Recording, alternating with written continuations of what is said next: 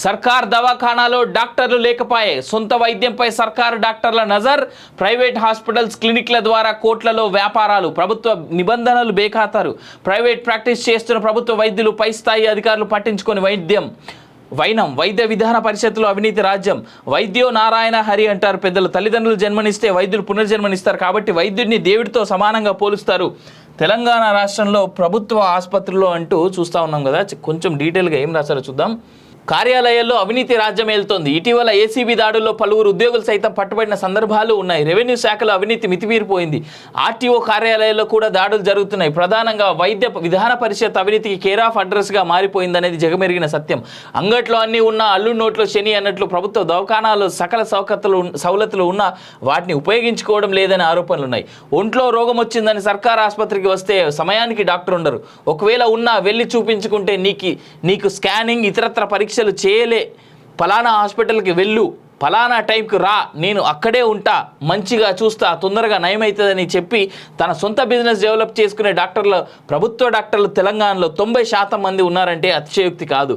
పేదోడు పైసలు లేక ప్రభుత్వ దవాఖానాలో చూపించుకుందామని వస్తే మరో హాస్పిటల్కు తన క్లినిక్కు రమ్మని అనడం గమనార్హం.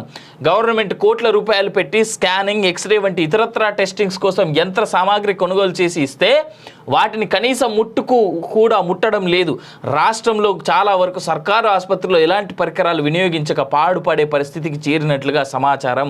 అరచేతిలో వెన్నె పట్టుకొని నెయ్యి కోసం ఊరంతా తిరిగినట్టు గవర్నమెంట్ హాస్పిటల్స్ ఎక్విప్మెంట్ ఉండి కూడా పర్సెంటేజ్ల కోసం ప్రైవేట్ స్కానింగ్ సెంటర్లకు ఇతర టెస్టులు ప్రభుత్వ వైద్యులు రిఫర్ చేస్తూ ప్రజల జేబులకు చిల్లు పెడుతున్నట్లుగా తెలుస్తోందంటూ చూస్తూ ఉన్నాం.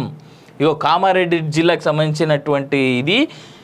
వైద్య విధాన పరిషత్లో పనిచేసే 90% వైద్యులు ప్రైవేట్ ప్రాక్టీస్ చేస్తూ ఉండడం శోచనీయం. అసలైతే 2006కు ముందు ప్రైవేట్ ప్రాక్టీస్ మీద పూర్తిగా నిషేధం ఉండేది. అయితే 2006లో అప్పటి వైఎస్ రాజశేఖర రెడ్డి ప్రభుత్వం జీవో MS నెంబర్ 119 వైద్య ఆరోగ్య మరియు కుటుంబ సంక్షేమ శాఖ తేదీ 13/4/2006 ఈ డేట్ని ఇచ్చిర్రా. జియో నెంబర్ ఇది. జియో నెంబర్ MS 119 సంక్షేమ శాఖ ఇచ్చినటువంటి తేదీ 13/4/2006 ద్వారా మార్పులు చేసి షరతులతో కూడిన అనుమతులు ఇవ్వడం జరిగింది. కాగా ఈ జీవో ప్రకారం ప్రభుత్వ వైద్యులు ఆఫ్ డ్యూటీ విధులు పూర్తయిన తర్వాత కన్సల్టేషన్ ప్రాక్టీస్ మాత్రమే చేయాలంటూ చూస్తూ ఉన్నాం. ఇగో ఇక్కడ చూడండి.